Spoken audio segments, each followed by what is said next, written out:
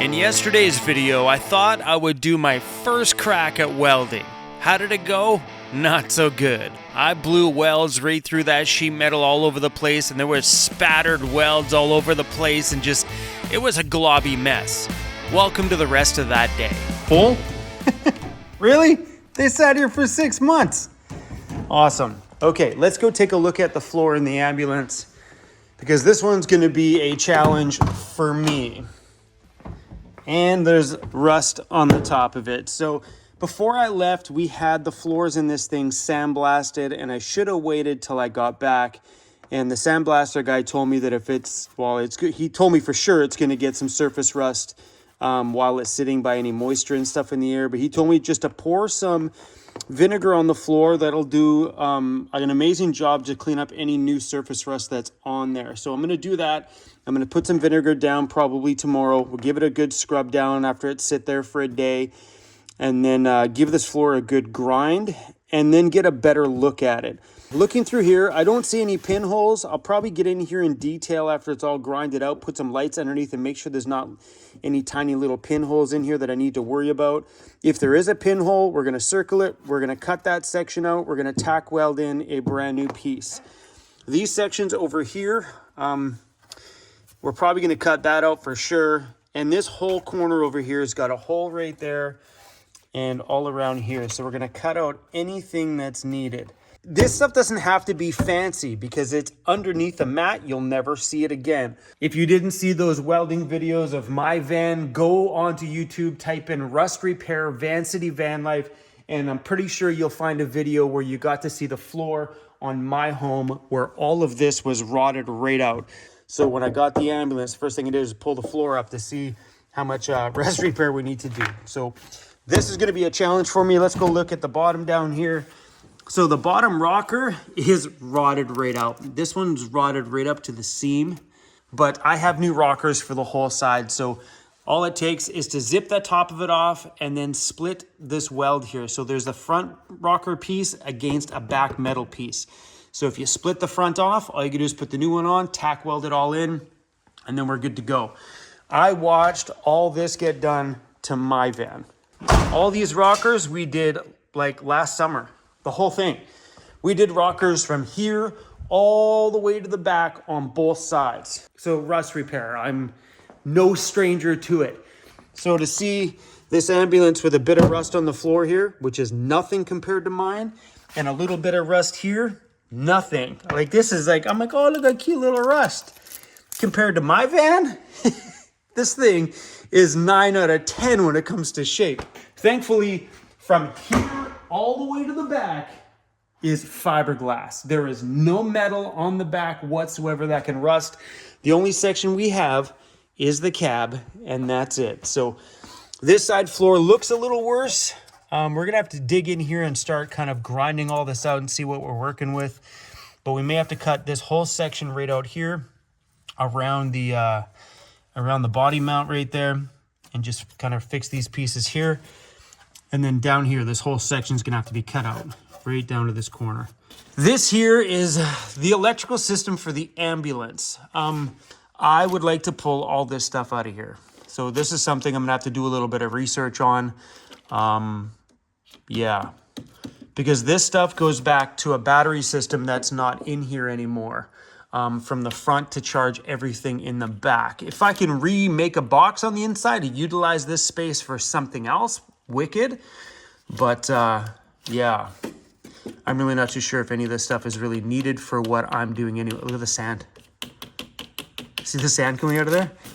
When I got this thing sandblasted, we covered it as best we could, but the guy's like, dude, sand's gonna get everywhere.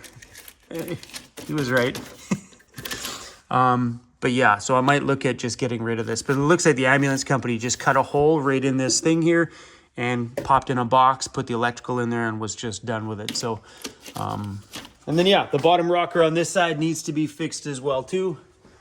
But up here, I have brand new rockers, brand spanking new ones. 2 of them. Oh, they got a little bit of rust on it from sitting. Oh no, those are brand new. When I first bought this ambulance, I had a subscriber of mine messaged me, and he was the one who ripped out all the electrical out of the inside of this ambulance. And because when I bought it, I didn't have any history on it. So if that subscriber that ripped out all the back electrical is still watching my channel, can you please email me? Just go down to the description, find any of those emails, fire me off an email. I should have saved your email from last time. So yeah, I'm gonna have to put in some more days of welding. I know I was playing around with like running beads and stuff like that, like running straight lines, which I will be doing none of that work in here because you can't do that on sheet metal. Sheet metal has to be tack welded every so many inches all the way along. You let it cool and you keep tacking those things because you don't want the sheet metal to warp. If you run a bead, the sheet metal is just gonna be like this the whole time. So it's a lot easier than I was just running these little lines just so I can get used to how the welder felt. But ideally on that thing, it's just little tacks. That's it. Just grind the line out, bada boom. After that, you grind her out, you putty her up, and you're done with it. All this crazy stuff I did. So running these beads, I know those are super thin. I went really fast on those. I was just kind of playing around. But right here, where I started to tack it, it's what I need to learn more of, is how to tack these properly. But here, you know, like I tacked it, grinded it all out. My shop smells like a shop now though. All that welding. Definitely smells like a shop in here now for sure. I gotta find a place to put this. Look how cute he is. Hi buddy, is your little spot? I gotta find a place to put this in my van. This is the hot water outdoor shower, and I need to find some space for it. So what I might do is maybe rip everything out of the back of my van that doesn't belong in here in the winter time, because I have a lot of like summer stuff in here, and I think we could just cut out some weight by pulling some of the other stuff out of here. So where do I start? Let's do that. Probably could take this out, this out. These big, huge rubber leveling blocks that I bought, like they're probably 2 pounds a piece. These things are super heavy.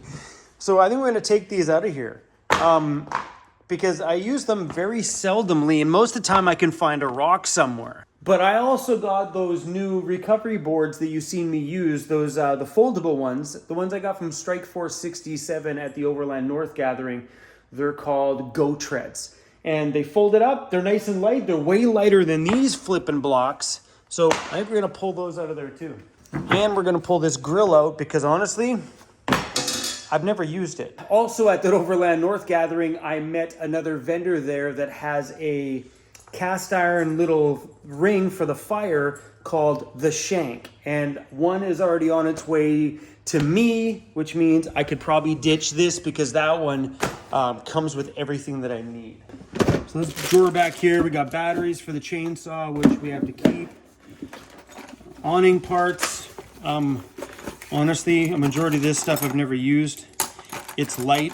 So these are just little connections. So if I ever need to connect something to my rooftop carrier. But everything back here I need. I wish this Makita charger wasn't so big. It takes up so much room. That's my damn chainsaw.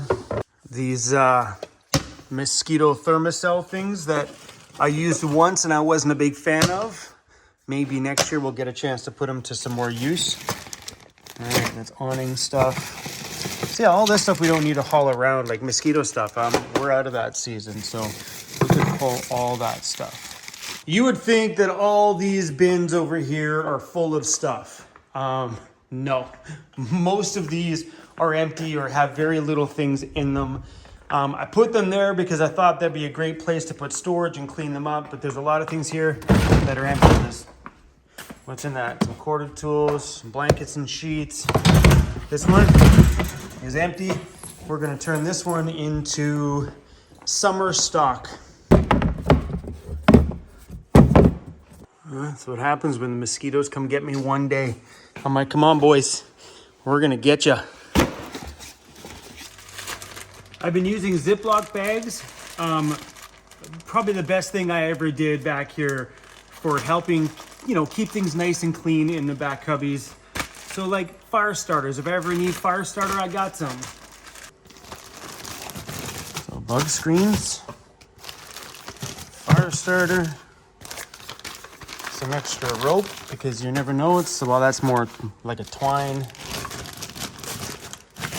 Oh yeah, these Ziploc bags really help clean it up. We're gonna keep some of the mosquito things. Look at that. Hey, this thing was packed. It's half empty now. Some of these cubbies end up becoming like big catch-all cabinets. Little backpack is a good idea. I got this from our friends at hitchweb.com. Hitchweb is the company that I got my front winch from on this van, and also my entire roof rack system is all from Hitchweb. All the Rhino rack stuff, all the rigid lighting, the shovel, all that stuff is all from these guys. So they sent me out a backpack. It's come in handy a few times. I think we're gonna stick all this stuff, including the backpack and stuff, in a Ziploc bag. Especially if like things like the business cards are getting wet. I don't know what's spilt on those. There was nothing else wet in the bottom of that thing. But just, I don't know, I find the Ziploc bag just a great way to tidy up that thing and make things a little easier to find. I've been carrying this around in my van. This is from Ryobi, and I thought this might be an idea if I'm ever out on the roadside and we need some light under the van. As long as my Ryobi batteries are charged, I'm gonna keep it. This thing's pretty light. It's not like it takes up too much room. It's light. Like if this was a heavy piece, I wouldn't keep it. But man, think about that. You're out there working somewhere, boom, double-sided, and you need to put light on a project, you just tip it down, and what you're seeing here is, like, come on, man, I'm out in the backcountry. Well, it lights up that whole space. This is awesome. All right, I'm gonna keep this. And a few tools. This one, always keep a drill in your van. It's just necessary. Business cards and Ziploc bags. I feel like I have a weird Ziploc addiction right now. So I made a lot of room. Like this thing is 3/4 empty. Same with that one. What I'm thinking about is maybe redoing what I can in here to get this stuff out of here. All of it. So the middle one here is full of recovery gear. All that's in the end over here is my Starlink. So maybe rework how we're storing our tools in here. So maybe make just this section here the miscellaneous tools that I may need, because that's where my Starlink lives. I wouldn't mind turning this entire one, this whole section back here, into my outdoor shower box. Before we get a little crazy, let's see if there's room inside for this Starlink. It would be nice not to have to pull out the drawer all the time. That's a pretty big unit. I'd have thought about maybe building a pouch, putting it on the back of my seat, but this thing sticks out a lot. Like when my curtains shut at night, it just sticks out a lot. It's weird. You know what I mean? But I thought about maybe building one for a little thing there. Slide it right there and bada boom. But from the side, guys, it sticks out a lot. Like it's weird. So let's do a little bit of a test fit. Oh, I'm excited. One of these days, guys, coming up soon, we're gonna put this thing to the test. But let's see if it fits in there. Are we in there? Oh, and the lid shuts too. Okay. So this unit here has got some things on the bottom that'll need to be protected. So maybe I'll build some kind of a box system in here so it doesn't smash all over the place. It doesn't fit that way. And then the rest of this is just miscellaneous stuff. So we have some hoses in here. We have the stand and stuff for the bottom, which is just a little foldable stand. Pretty easy, small storable parts. There's the 12-volt pump so we can pump water from the lake or the creek up to the van. Yeah, I think this is gonna work out quite well. I got a shower drawer, yo. So this company is from Australia. And they seem like good people. I've seen a few videos on YouTube already of the product. People say it works well. So I have extremely high hopes for this thing. But we're gonna get this in the back of my van here in the next couple of days. And then we're gonna go up island and go play in the backcountry a little bit and have ourselves a good hot shower. We'll probably try this at the shop before we go, just so I know how to use it and make sure everything works. And it runs off little 1 pound propane bottles. So we have all the connections and hoses that we need to run it off these. And I stock these in my van because I use them for my camp stove, which is inside my van. So we'll always have these on hand, which means we'll always have access to a hot shower. As long as we have access, you see the dust come off my hand? As long as we have access to water. Sweet! After a long day, cold beer, good meal. Oh, I'm looking forward to this for sure.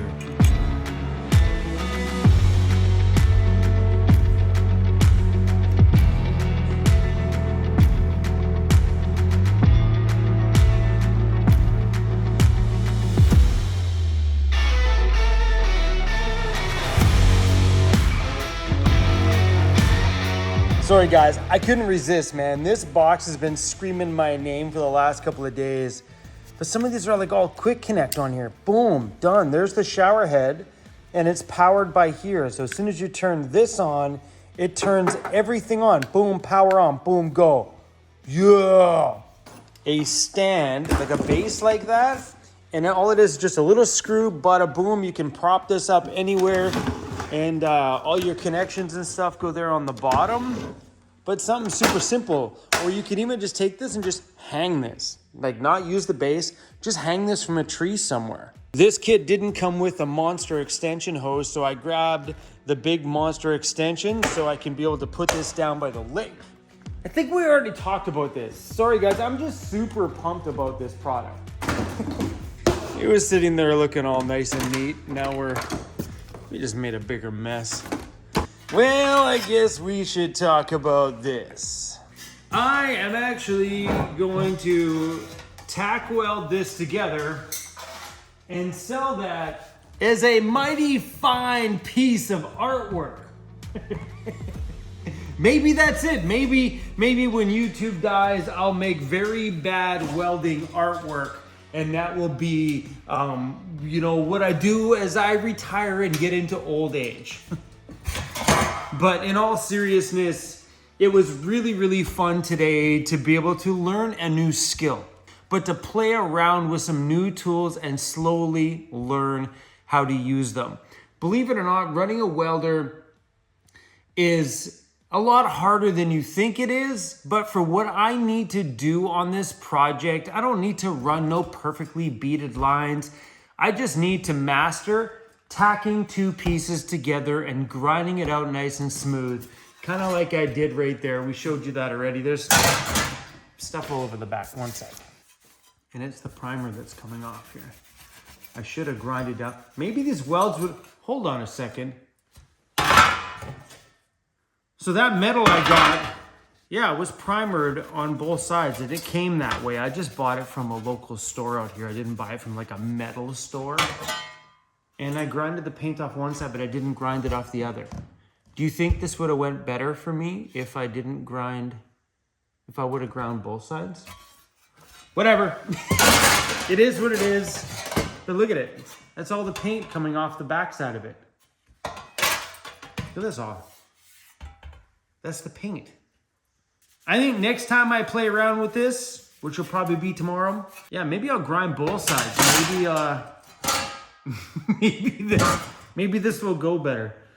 Anyway, guys, I'm gonna let you go. Thanks for watching today's video and the madness that I've gotten up to since I got back to the shop. I need to take a day and just sleep. I really honestly do. As soon as I got back, I got super excited about doing everything today. I woke up and my plan was to just maybe go find somewhere nice in town and sleep, but I didn't. I ended up doing all this crazy stuff today. Thank you guys for watching my madness. Thank you guys for being here.